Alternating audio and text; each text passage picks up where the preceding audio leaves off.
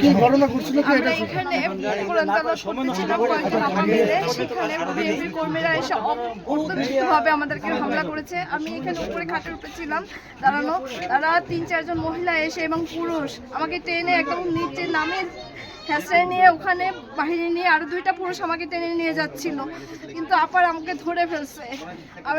তারপর আমাকে ওই লাঠিটা দিয়ে আমাকে বাড়ি মারছে, বাড়ি মারে আমার মাথাটা ফেটে ফেলছে একদম।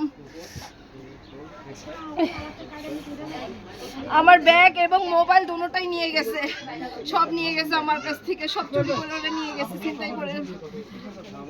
আচ্ছা, আপনারা এখানে কি করছিলেন তখন? আমরা এখানে কোরআন তেলাওয়াত করতেছিলাম। আমাদের যেহেতু আগামীকালকে আমাদের নির্বাচন, আমরা স্বাভাবিকভাবে একটু দোয়া করতেছিলাম যে না আল্লাহ যেন সহি সালামতে আমাদেরকে নিরাপদে রাখে, সুষ্ঠুভাবে যেন নির্বাচনটা হয়। নির্বাচনে কোনো ইস্যু না, কিন্তু আমরা দোয়া করতেছিলাম। আমাদের এখানে